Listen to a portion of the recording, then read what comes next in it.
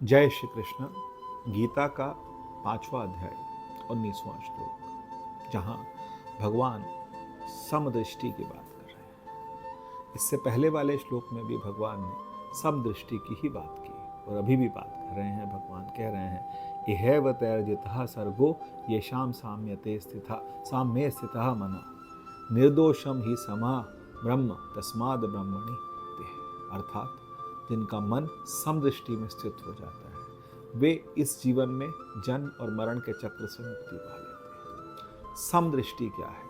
समदृष्टि का मतलब है कि सब जगह परमात्मा को देखना, सब जगह उसी का स्वरूप देखना, उसी का दिव्य स्वरूप देखना, उसमें स्थित होकर के इस संसार को देखना, इस संसार का जन्म स्थिति और लय देखना, इस संसार का परमात्मा में विलय देखना, इस संसार को मिथ्या समझना।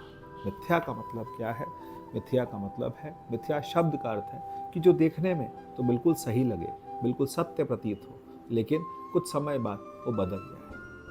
हर चीज़ इस संसार की बदल रही है। वो दृष्टि बहुत अभ्यास से आती है, लेकिन मनुष्य यदि चाहे तो वो अभ्यास करके अपना मन, अपनी स्थिति ऐसी बना सकता है जिसमें वो समदृष्टि हो जाए।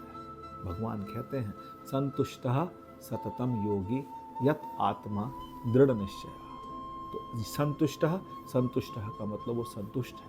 पहली बात, वो अपने आप में संतुष्ट है, उसे कुछ नहीं चाहिए, उसे सिर्फ परमात्मा चाहिए। तो भगवान के भक्त हैं, उन्हें सिर्फ परमात्मा चाहिए। मीरा इतने बड़े मेवाड़ की रानी थी, लेकिन उन्हें कुछ नहीं चाहिए था, उन्हें सिर्फ कृष्ण चाहिए था। उन्होंने सारे ऐश्वर्य त्याग दिए, उन्होंने सब कुछ त्याग दिया सिर्फ एक कृष्ण के लिए, क्योंकि उनकी दृष्टि समता में स्थित हो गई थी, परमात्मा में स्थित हो गई थी।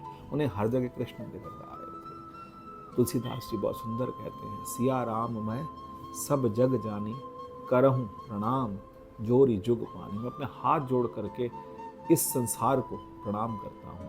इस संसार के अंदर सीता और राम स्थित है। भगवान कहते हैं कि वो व्यक्ति जो होता है वो दोष रहित हो जाता है और गुण संपन्न हो जाता है। गुण संपन्न इसलिए होता है क्योंकि उसे दूसरों के अंदर कोई गलती नजर आती ही नहीं। उसे लगता है कि सभी ठीक है, सभी कुछ ठीक है, जो जैसा परमात्मा ने जहाँ जिसको रख दिया तो वैसा ठीक है।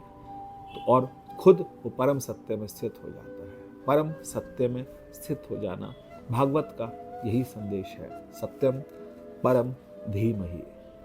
परम सत्य है वो मेरी बुद्धि में वो आ जाए, वो दिव्य ज्ञान मेरी बुद्धि में आ जाए, वो दिव्य ज्ञान मेरे जीवन में आ जाए, वो दिव्य ज्ञान मेरे रोम रोम में समा जाए। मेरा जीना, उठना, बैठना, मेरा हर एक प्रत्येक परमार्थ भी और पुरुषार्थ भी और व्यवहार भी पूरा का पूरा परमात्मा को देखते हुए, संसार में समदृष्टि रखते हुए व्यतीत हो। जय श्री कृष्ण।